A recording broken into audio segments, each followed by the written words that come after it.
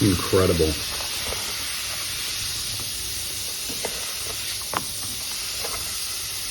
It's in the ports.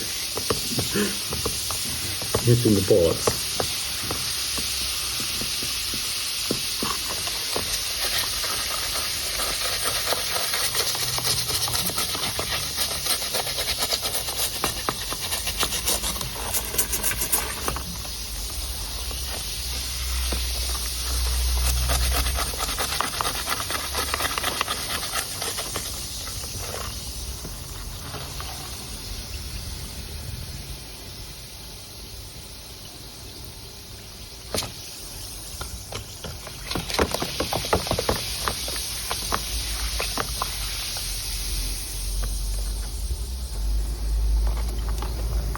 Yeah.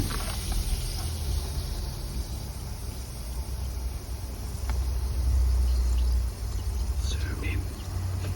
No, with the zoom. Use the wheel. Use the wheel. The dot where it says one times. No, wheel.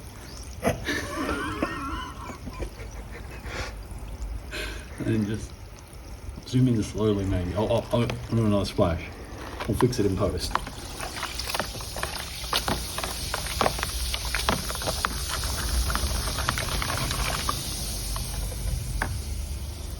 Just like new.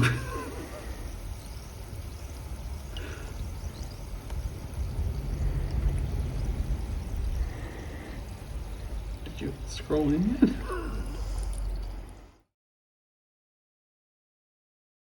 Wow, wasn't that just amazing? Now we're up to the slideshow, which is possibly the most exciting part of the entire video.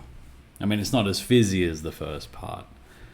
So here we start with the original card. This is what it looked like when it was given to us. I figured that these should be documented just for the sake of documentation, so why not do a voiceover over them? I did shorten the slide duration significantly, so I will speed through it. That capacitor's bad. NCK branded. As you can see, it's got all the CD-ROMs, lots of CD-ROM headers. 470 UF 16 volts seem to be a common number. And there were 100s there, but we're all NCK brand. So this is the Miss Melody, for those of you who forgot to watch the first half of the video, or haven't read the title of the video. I don't blame you, I wouldn't. I probably wouldn't be watching the video. That capacitor's gone, look at it. Oh, that's horrible, look at it. Yikes. Oh, I can't take any more of this. And there's dirt on the board. Where was it stored? On a paddock? I don't understand. I just don't understand how these things happen. We've also got the... Yeah, okay. Maybe it's going too fast. Or maybe I'm not talking fast enough. There's the same capacitors with flash on. And the jumper configuration. So this is how it came to us. Whether this is correct or not, I'm not sure. There were a lot of jumpers on that board, as you can see, with flash on. We've got some Motorola chips and... Oh, ESS AudioDrive, ES688F.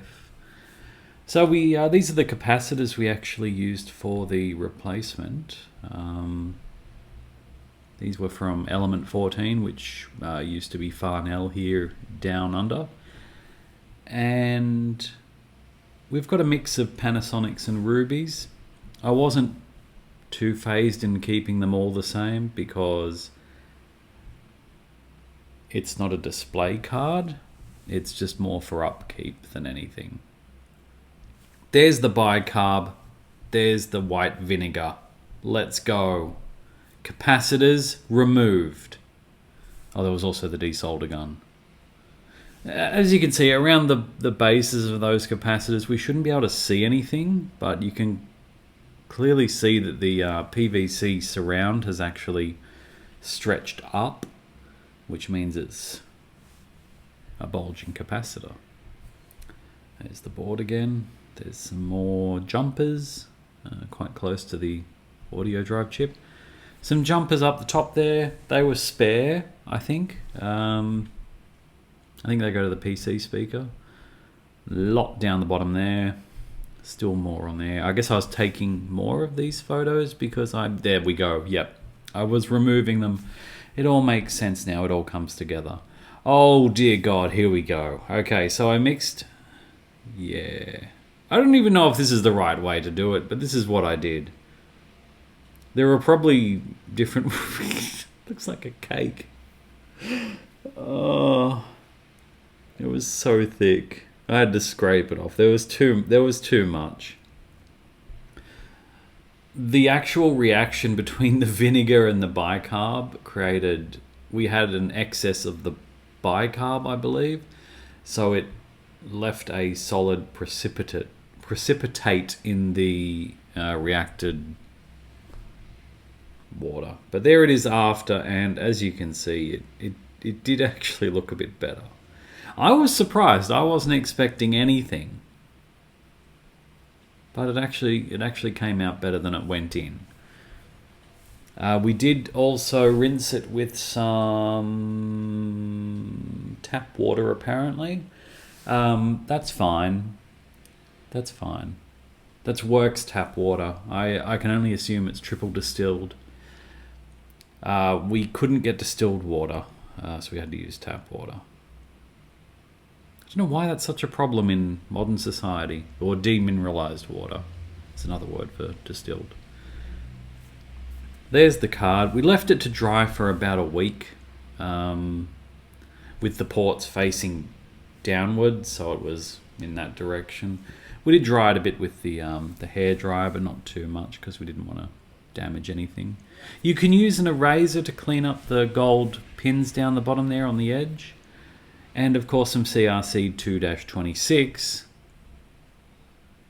right on that potentiometer wheel.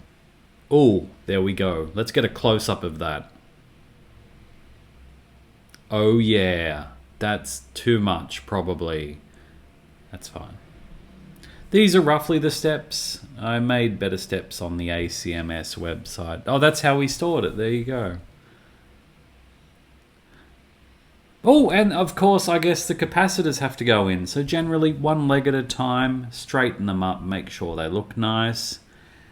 And then, look at that one. That one's not nice at all. That's chaos. Whew, what was I thinking? Oh boy. And there you go, you steal Craig's wire cutters. You don't tell Craig because he gets angry.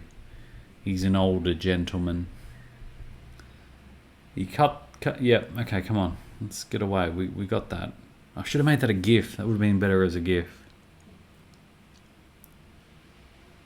Anyway, you trim the legs.